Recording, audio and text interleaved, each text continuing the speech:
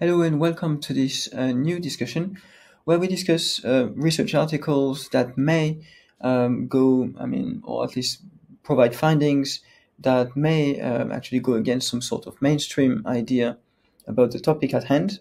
And in this particular video, what we are going to discuss is the trust the science idea.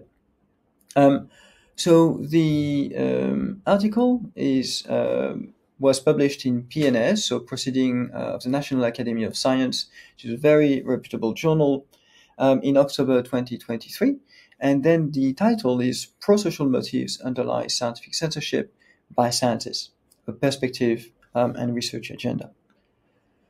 So what is the paper about? Well, as the name indicates, it's about scientific censorship, but by scientists, so not necessarily by by politicians, political institutions, and so on, that may influence why this censorship is made, but that's not like the core issue being discussed. So they actually start their paper by discussing a historical example of censorship. And this is a traditional one, which is that of Galileo Galilei. So this is what is discussed here, at least in part. And what they say is that, when people want to promote science, they are going to put forward the case of Galileo's trial and how he actually, was rebellious against the church, and the church was very dogmatic, and at the end of it, he got kind of sentenced to be fired from university, and then he actually was put in lockdown in a mansion.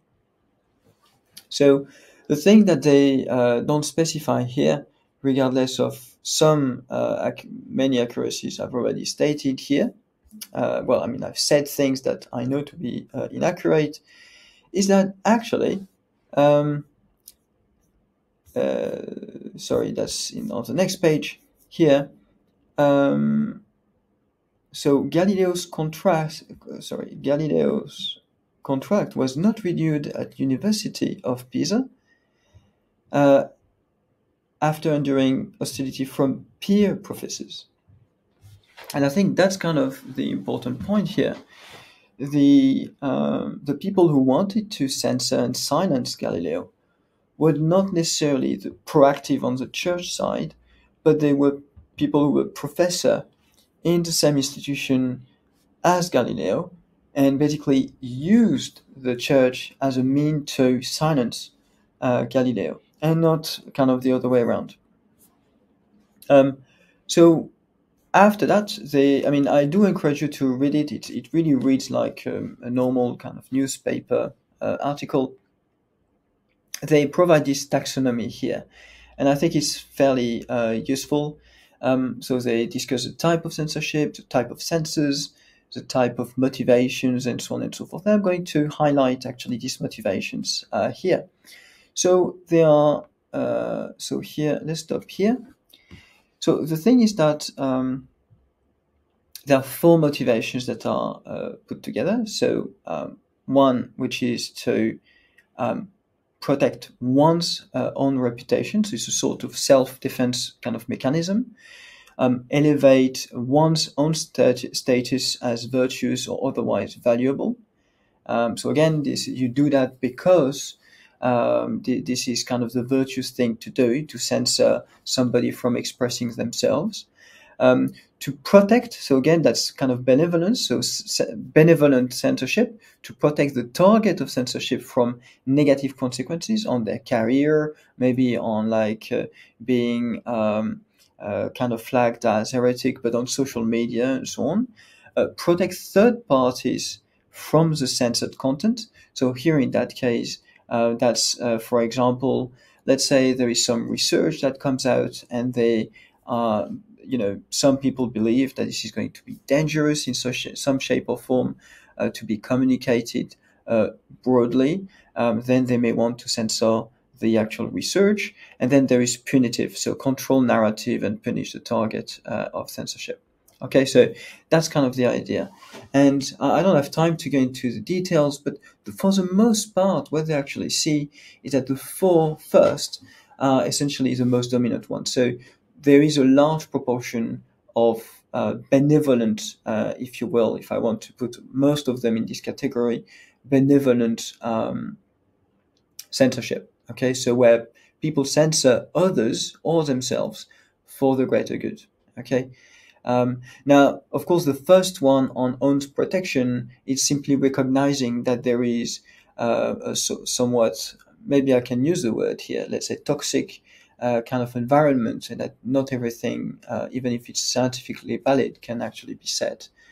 So in that case, it does kind of mention a sort of pressure on academics to say the right thing, which is problematic, according to the authors.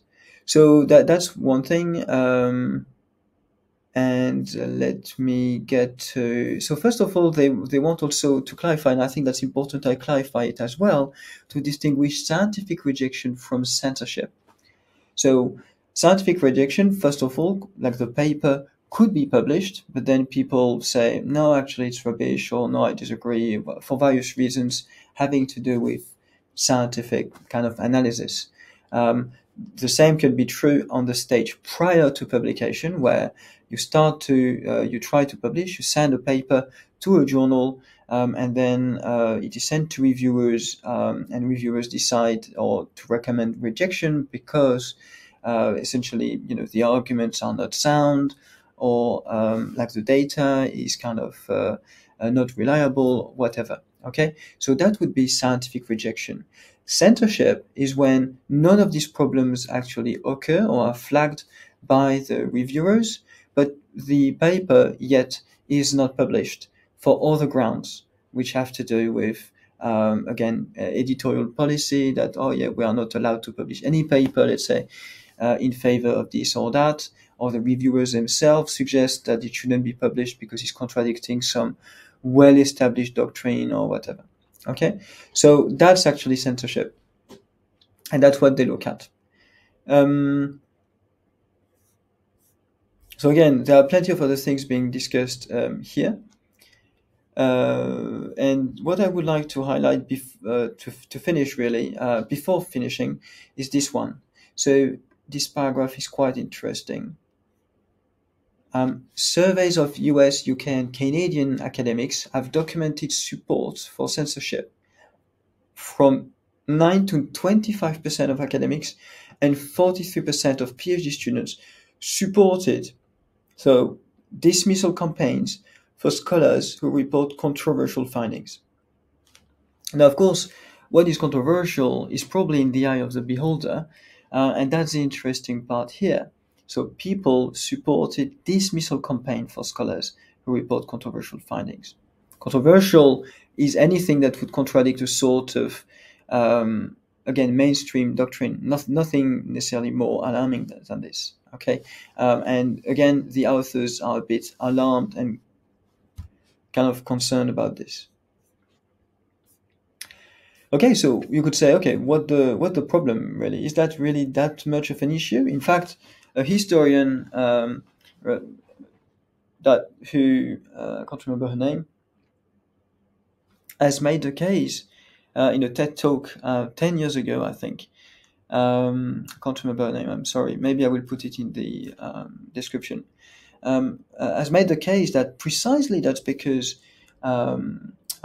science is has actually both scientific rejection and some form of censorship. We should actually trust it, because then to go past censorship for new ideas to emerge, it means the ideas need to be very good indeed. Now, that's not the point of view shared by people who authored this paper. And in fact, what they say is that, well, the risk is that, of course, we are not going to get accurate information, okay? And they just try to illustrate this with this diagram here, where the big circle corresponds to the entirety of the evidence we have on a particular proposition X, and the majority of this particular observations would actually suggest that X is not true to some extent. But then the small circle is what is actually being published for, let's say, that is kind of accommodated by kind of the system in place and so on, and that is not being censored against. And then if you look at it, then researchers then appear to suggest that the proposition X is true. Okay, so that's the kind of thing we could be confronted to if we continue down this road. And they do really recommend that this is studied more and that people really try to pay attention to that. And personally, that's why I say that there is no such thing as the science, and that we should not trust the science or any single scientist for that matter.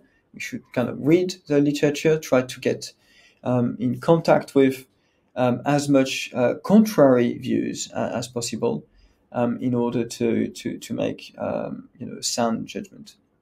So on that note, if you've got any comments, please let me know in the comment section, and otherwise see you in the next video.